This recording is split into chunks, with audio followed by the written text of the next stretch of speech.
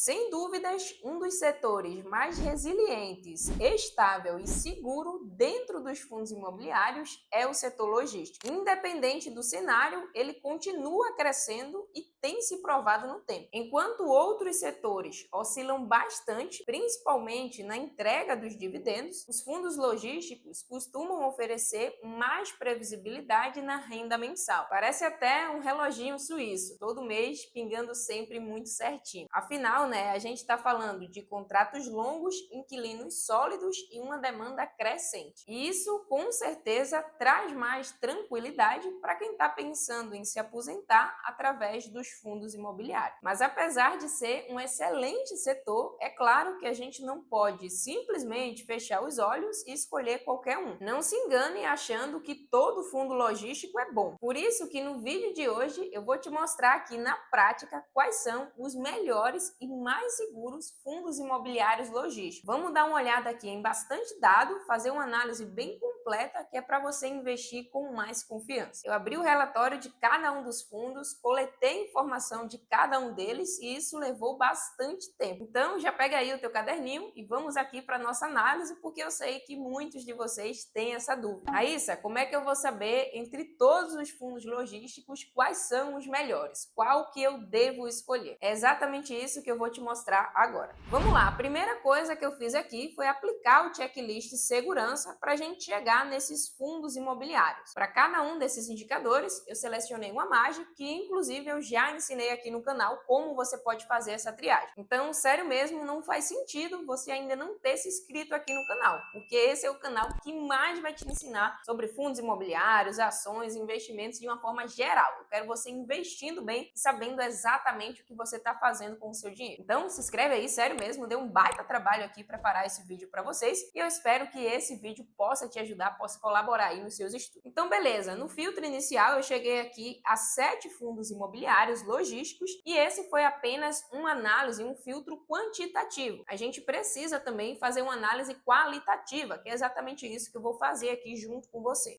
E antes da gente ir aqui de fato para a planilha, se você quiser aprender a receber dividendos mensais através da análise técnica de setores, que é a minha análise pessoal, onde eu escolho ali as minhas ações, fundos imobiliários, todos os meus ativos para montar uma carteira de investimentos bem estruturada, eu preparei uma aula completa te explicando passo a passo de como você pode fazer o mesmo. Se você quiser receber acesso gratuito a essa aula, é só me chamar aqui embaixo no meu WhatsApp que eu te mando o teu link por lá. Bora lá, então do nosso filtro aqui inicial, nós chegamos a 7 fundos, que é o HGLG, BTLG, XPLG, LVBI11, GGRC11, BRCO11 e o VILG11. Todos esses 7 fundos imobiliários logísticos, a gente vai aqui agora destrinchar através de cada um desses indicadores que eu separei aqui do lado. Começando então aqui pelo PL, que nada mais é do que o patrimônio líquido daquele fundo, o quanto ele possui. Isso aqui mostra pra gente basicamente o tamanho de mercado, de cada um desses fundos. Então a gente tem aqui o HGLG11 com um patrimônio líquido acima de 5 bilhões de reais, logo atrás o BTLG com um pouco mais de 4 bilhões e em terceiro lugar o XPLG com um pouco mais também de 3 bilhões de reais. Aqui em uma categoria um pouco menor a gente tem o LVBI11 com um pouco mais de 2 bilhões, seguido pelo GGRC11 1,38, BRCO11 1,88 e o VILG11 com 1,7 bilhões de reais. Obviamente que a gente não vai analisar unicamente esse indicador, porém a gente percebe que esses 3 primeiros fundos possuem um valor de mercado bem superior aos demais. E vamos analisar aqui agora a liquidez. Aqui eu separei, tá em milhões,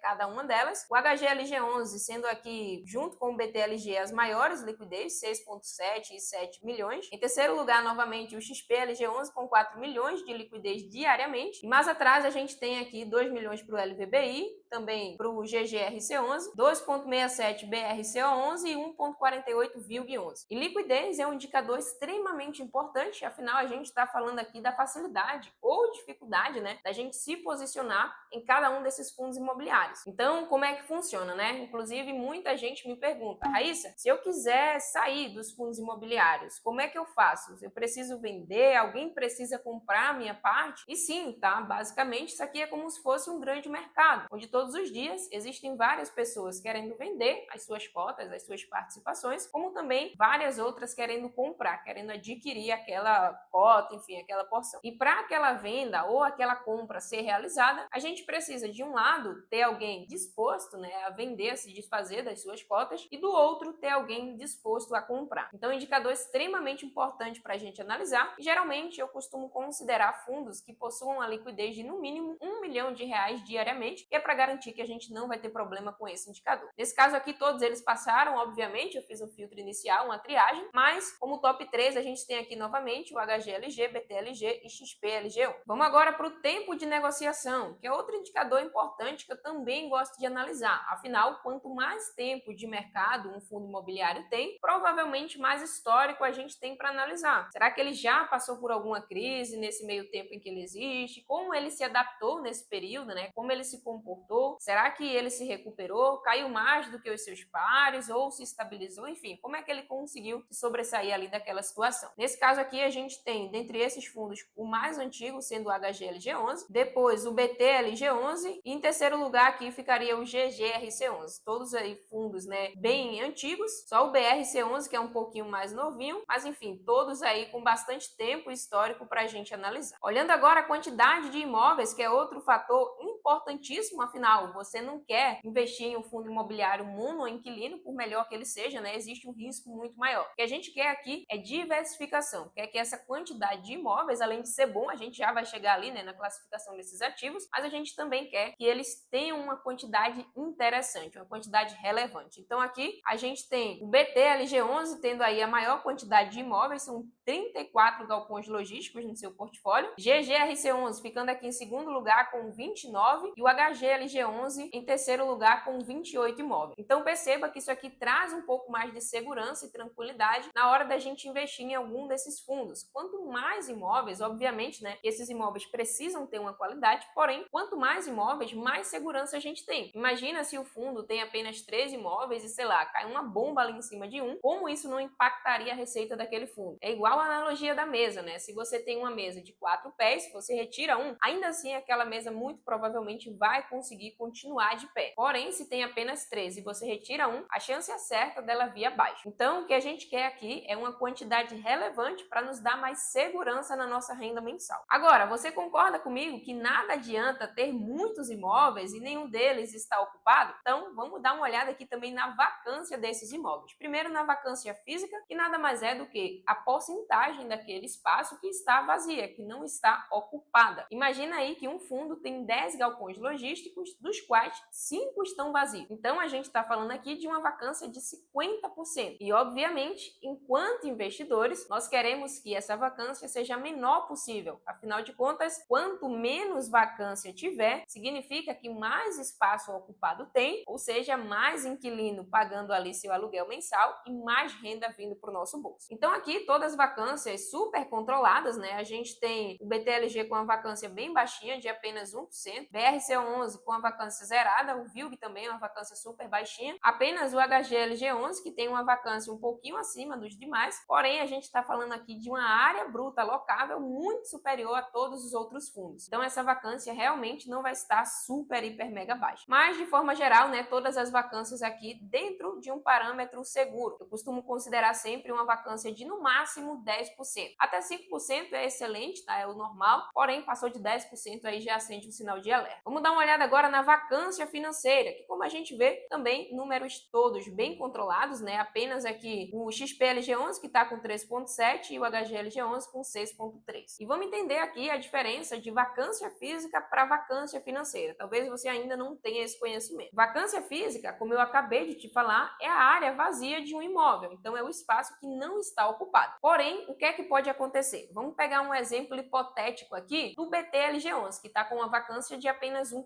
Ou seja, de toda a área que o BTLG11 tem disponível para alugar, 99% está ocupado, apenas 1% está vazio. Porém, o que é que pode acontecer? Alguns inquilinos, eles podem alugar ali, podem continuar ocupando o espaço fisicamente, porém não estão em dias com o pagamento do aluguel. Isso é muito comum comum de acontecer e acaba também impactando a receita do fundo. Afinal, a gente não quer apenas que todos os imóveis estejam ocupados. A gente precisa que, além de ocupados, os inquilinos também paguem ali em dias as suas despesas. Então, nesse caso aqui, e a gente tem até um exemplo real, né, do BTLG, ele tem uma vacância física de 1%, porém, a vacância financeira está de 1,60%. Então, pode acontecer, tá, da vacância financeira ser maior do que a vacância física, como eu acabei de explicar os motivos. E vamos aqui agora para locatários, ver qual que é a quantidade que cada um desses fundos tem. Mas antes, se até aqui esse vídeo está sendo importante para você, se você acabou aprendendo alguma coisa que você ainda não sabia, deixa o like aqui embaixo e aproveita também, considera se inscrever no canal, considera vir fazer parte aí da família Ciban. Eu tenho certeza que se você se comprometer a se inscrever no canal e maratonar pelo menos os últimos 30 vídeos que saiu no canal, você vai aprender muito mais do que muito curso que tem por aí. Então, ó, se inscreve aí no canal e vamos continuar aqui agora para locatários. Então, a gente tem aqui o HGLG11 com 101 locatários e esse número, ele não tá tão atualizado porque eu tive que pegar ali no relatório mais antigo, divulgado, né, pela antiga gestora, agora mudou recentemente, né, ele passou a ser gerido pela Pátria e infelizmente não divulga a quantidade atualizada de locatários. Pelo menos não consegui encontrar ali dentro do relatório, mas enfim, de forma geral, já são mais de 100. E locatários nada mais é do que a quantidade de inquilinos que está locando ali o espaço do fundo. Então, como eu te falei, né, tu não quer investir em um fundo que seja monoinquilino, ou seja, tem apenas um único inquilino alugando ali todos os galpões. O que a gente quer aqui é diversificação para que a nossa renda, a nossa receita mensal não seja impactada em caso ali de inadimplência ou até mesmo de saída de algum dos inquilinos. Então, um detalhe que a gente vai perceber aqui é que a quantidade de locatários nem sempre ela vai bater com a quantidade de imóveis. Na verdade, melhor seja que ela seja superior. Pelo seguinte, existem galpões logísticos que são extremamente gigantescos e várias empresas ocupam ali aquele espaço. Então, você pode ter tranquilamente um galpão sendo alugado por 5, 10, 15, 20 empresas. Nesse caso aqui, né, o HGLG tem aí aproximadamente mais de 100 locatários distribuídos em 28 imóveis. A gente tem aqui também no top 2 o BTLG11 com 73 locatários e o XPLG com 70. Realmente bastante inquilino que acaba aí trazendo uma segurança maior na hora da receita. Avançando aqui, vamos agora para o Vault. Depois eu já vou fazer análise junto com vocês para a gente entender aqui quais que seriam desses 7 os melhores, né, para a gente poder investir. Então aqui a gente tem o Vault girando aqui o menor de 3,7, né, que seria o HGLG, e o maior ficando aqui para o GGRC11 de 6,14 anos. O Vault, se você ainda não sabe, tá, nada mais é do que a média de duração dos contratos. E talvez você possa pensar que quanto maior esse Vault, melhor, afinal ele vai trazer ali uma previsibilidade maior para o fundo, porém isso não é 100% de verdade. A gente pode ter sim contratos com durações mais curtas e ainda assim ser extremamente atrativo para o fundo, porque às vezes você vai ter um contrato extremamente longo, porém sem possibilidade de estar reajustando e também acaba te impossibilitando de estar girando ali dentro dos próprios locatários. Então, se tiver algum outro interessado em alugar, você não tem espaço disponível para ele, já que o inquilino vai ficar amarrado ali por um prazo de tempo bem maior. Então, não necessariamente um vault baixo ou alto é ruim, tá? Tem que analisar realmente ali individualmente cada caso. A ideia aqui é trazer de uma forma objetiva a análise desses indicadores, mas é óbvio que tem muito mais detalhes para a gente analisar individualmente em cada relatório. Estou tentando aqui ser um pouco taxativa no sentido da gente conseguir analisar isso aqui de forma mais objetiva realmente. Mas sim, você vai precisar sentar a bunda na cadeira, estudar, ler aqui o relatório de cada um desses fundos, que a boa notícia é que você não precisará ler todos. A gente já fez uma triagem inicial, né, de todos os fundos logísticos da Bolsa. A gente chegou aqui nessa quantidade de 7 e agora eu estou triando aqui junto com você através de uma análise qualitativa para que você chegue a opções ainda menores. Mas se você tiver dificuldade de fazer essa análise um pouco mais qualitativa, de sentar ali, ler o relatório, extrair essas informações e através de um senso crítico, né, tomar suas decisões, eu quero te convidar a participar da minha mentoria financeira individual, onde eu pessoalmente irei te ajudar com esses pontos. A ideia da mentoria é te ajudar a construir uma carteira de forma sólida, segura e com estratégia. estratégia. E não só de fundos imobiliários, tá? De uma maneira geral. Então, se você quiser a minha ajuda pessoal na sua carteira de investimentos, vou deixar o link aqui embaixo do formulário para você preencher e eu vou entrar em contato com você para te ajudar na montagem da sua carteira de investimentos. Mas agora vamos para a exposição por locatário. A gente está falando, né, de nada mais, nada menos do que a concentração de receita. Porque pensa o seguinte, vamos supor que o fundo tem lá muitos imóveis, né, tem bastante galpões logísticos, tem também bastante locatários, porém, vamos supor que apesar da alta quantidade de locatários, sei lá, 40% da receita está alocada ali para um único inquilino. Então, isso seria um problema e não é o que a gente quer. Eu costumo dizer que a renda variável tem os seus riscos, né? Inclusive, muita gente tem medo, porém, quanto mais a gente estuda e mais conhecimento e estratégia a gente tem, a gente consegue diminuir esses riscos. A ideia aqui é tentar ao máximo trazer abaixo, diminuir esses riscos que a gente correria, por exemplo, se não tivesse essa análise qualitativa. Então vamos lá, exposição por locatário, eu peguei aqui o top 3, tá, de cada um dos fundos. Então a gente tem aqui no HGLG11, o Mercado Livre concentrando 13,54% da receita, Volkswagen com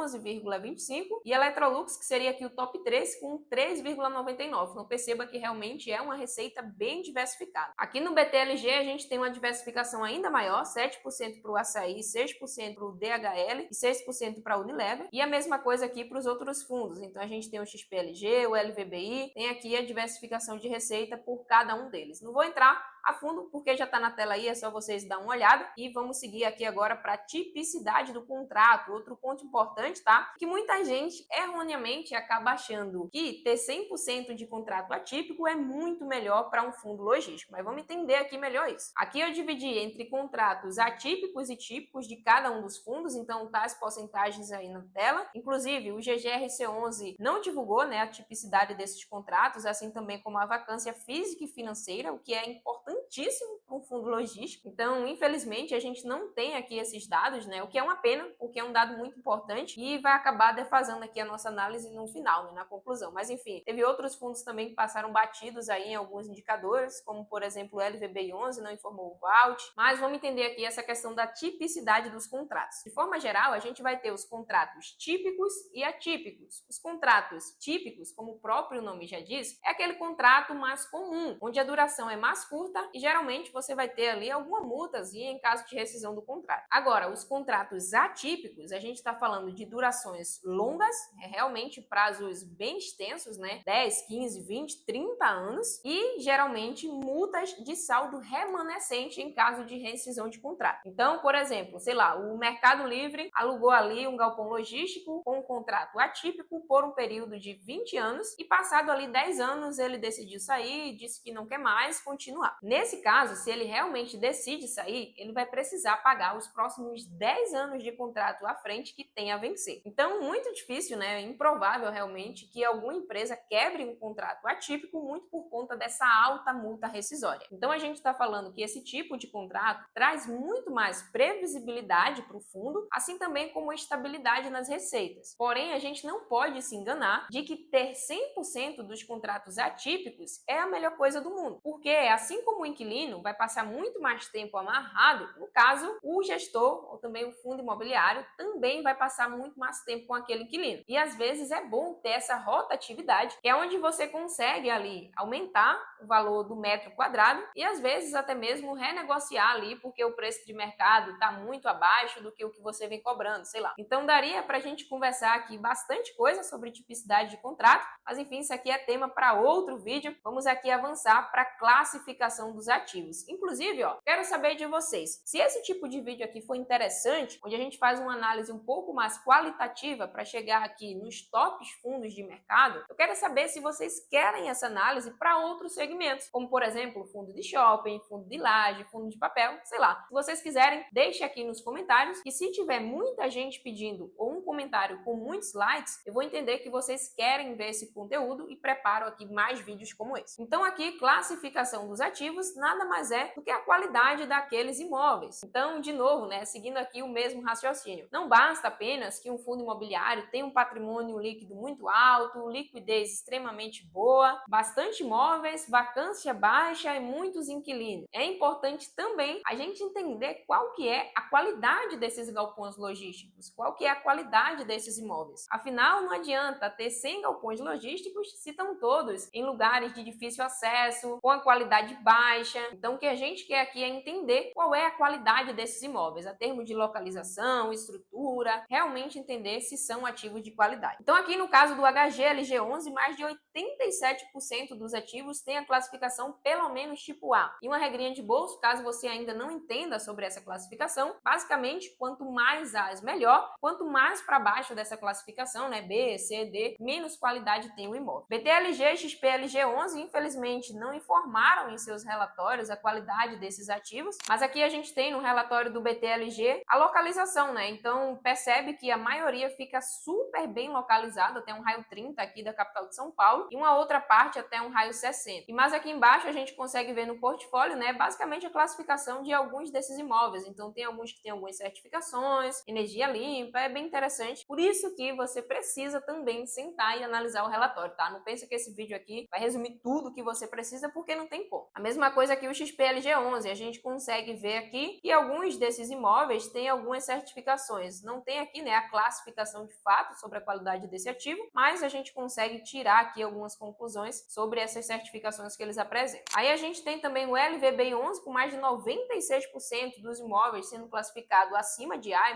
muito interessante, né? GGRC11 também acabou não informando. BRCO11, das 12 propriedades que ele tem, 11 são A+, excelente. E o VILG11 também, infelizmente, não informou, ou sei lá, por algum motivo eu acabei não conseguindo encontrar ali dentro do relatório. A gente vai avançar agora para a parte de alavancagem, que eu vou passar um pouco mais rápido, porque infelizmente eu não consegui encontrar alavancagem em todos os relatórios e também acabei não tendo tempo aqui para calcular para vocês. Então eu vou deixar isso aqui realmente como uma parte para talvez trazer isso aqui para vocês em um outro vídeo, mas a gente tem aqui algumas alavancagens que foram informadas nos relatórios, como do HGLG11, BTLG, o LVBI11 está com a alavancagem zerada e o BRCA11 com 1,20 de alavancagem bem baixinha. Se vocês quiserem também um vídeo explicando melhor sobre essa questão da alavancagem, até quanto é uma alavancagem segura e você pode considerar no fundo, deixa aqui embaixo para mim nos comentários que eu posso preparar um vídeo para vocês. Mas agora vamos aqui para a parte de dividend yield, que inclusive, olha só, ficou aqui basicamente pelo final, né? Eu sei que muitos de vocês acabam olhando apenas para o dividend yield para investir no fundo imobiliário, mas quem é inscrito aqui no canal e acompanha aí os vídeos, eu sei que não faz isso. Por isso que propositalmente eu deixei aqui o dividend yield por último. Então, vamos dar uma olhada aqui e perceba que não tem nenhum dividend yield extremamente elevado, né? O maior que a gente tem aqui é o GGRC11 com 11,41% e seguido aqui pelo LVBI11 10,22%, porém nenhum dividendo extremamente alto. Isso aqui é uma característica de fundo de tijolo, especificamente de fundo logístico, e eu já expliquei isso aqui em outros vídeos, tá? Existe uma razão por isso. Você não pode simplesmente olhar se o dividend yield está alto e decidir optar por ele. Mas enfim, vamos aqui agora para o último indicador, que é o PVP. Inclusive eu até coloquei aqui de lado, ó, sobre o preço teto. Esse desconto que a gente está analisando aqui, o PVP, é em relação ao valor patrimonial. Porém, eu já expliquei que a gente não olha apenas para o PVP para decidir se um fundo de tijolo está caro ou barato. Realmente a gente tem que calcular o preço teto e também já tem vídeo aqui no canal explicando, tá bom? Mas enfim, em relação ao valor patrimonial, o VILG11 é o que hoje representa o maior desconto, seguido aqui do LVBI11. E agora, depois dessa aula, espero que você tenha aprendido bastante coisa, né? Vamos aqui agora fazer uma análise um pouquinho mais objetiva, no sentido dos indexadores mesmo, para a gente tentar chegar aqui a alguma conclusão. Então, eu vou pegar aqui o top 2 de cada um desses fundos, tá? Para a gente chegar aí a quais que seriam os melhores. Então, vou sinalizar aqui como o maior de patrimônio líquido e logo em seguida esse aqui também, que é o HGLG e o BTLG. Liquidez, a gente vai selecionar aqui também os top 2 maiores liquidez. Tempo de negociação, a gente vai pegar o mais antigo, então no caso aqui o HGLG11, seguido também pelo BTLG, então perceba aí que tá ficando bem acirrada, né, essa disputa entre os top melhores fundos logísticos, talvez vai ficar aqui realmente entre o HGLG e o BTLG. Quantidade de imóveis, vamos aqui para o BTLG, ficando em primeiro lugar, seguido aqui do GGRC11, a luz até voltou, mas vamos seguir aqui na nossa análise. Vacância física, a gente quer quanto menor, melhor, então eu vou selecionar aqui tanto o BRCO11 quanto o BTLG. Inclusive, perceba que os outros fundos que não tem, infelizmente, vai dificultar aqui, né, a nossa conclusão. Mas vamos seguindo aqui. Vacância financeira também, a gente vai selecionar as duas menores, que são essas daqui. Locatários, quanto mais, melhor, então a gente vai selecionar aqui o top 2. Vault, eu não vou pontuar nada, porque, como eu já expliquei, né, não faz tanto sentido a gente simplesmente tirar a conclusão de que o Vault, quanto maior, melhor, então não vou seguir por essa linha, tá? Vou deixar aqui realmente sem sinalizar. A exposição por locatário eu vou marcar e vou selecionar aqui tanto o BTLG quanto o XPLG, na minha opinião aqui, em relação à porcentagem, né, foram os que apresentaram menores exposições. Tipicidade dos contratos também não vou selecionar, porque não faz tanto sentido, né? Classificação dos ativos eu também não vou marcar, porque infelizmente a gente tem poucas opções aqui, né? Tem poucas informações, mas enfim, também eu não vou penalizar aqui os que tiveram boa classificação, porque os outros não informaram. Na verdade, eu vou marcar sim, então vamos selecionar aqui, vou até marcar os 3 melhores. Alavancagem, quanto menor, melhor. Então, a gente vai ficar aqui realmente com o BRCO11 e também o LVBI11. Dividend yield, enquanto investidores, né, não adianta, a gente quer realmente receber muito dividendo. Então, vou pegar aqui o top 2, que seria LVBI11 e GGRC11, vou sinalizar aqui também. E por fim, o PVP, o que está com o maior desconto hoje em relação ao valor patrimonial é o VILG11, seguido do LVBI11. Porém, eu também não vou sinalizar aqui porque a gente precisa realmente fazer preço teto, tá? Eu até destaquei aqui para vocês prestarem atenção em relação a isso. Outro ponto também que eu separei aqui embaixo, ó, é sobre o revisional dos contratos e também o vencimento dos contratos. Isso aqui é um ponto importante, tá? Um detalhe que você precisa analisar. Tem que sentar a bunda na cadeira, ler o relatório, não tem o que fazer. Se você quiser ajuda com isso, você pode se inscrever para participar da mentoria, mas é sim uma coisa que você, enquanto investidor, tem que ter essa responsabilidade. Mas enfim, de forma geral, a gente chega aqui, né, ao top 2 melhores fundos logísticos da Bolsa, de acordo com a nossa análise de hoje. Pela pontuação, ficando aqui o BTLG em primeiro lugar e o HGLG em segundo lugar. E na minha opinião, sim, são hoje os 2 melhores fundos logísticos com mais qualidade, mais segurança, tem bastante histórico e já se provaram um tempo, então fica aí 2 ativos para você estudar e analisar se faz sentido dentro da sua estratégia. Agora, se depois dessa aula você não deixou o like, eu nem sei mais o que eu preciso fazer para ganhar a sua inscrição e o seu like nesse canal. Sério, para aí agora mesmo, deixa o like, sua inscrição, porque eu tenho certeza que nesse canal você vai aprender muita coisa sobre investimentos. Sem mais, espero muito que esse vídeo tenha agregado algo em sua vida. Se gostou, não esquece de deixar o like e te vejo nesse outro vídeo aqui.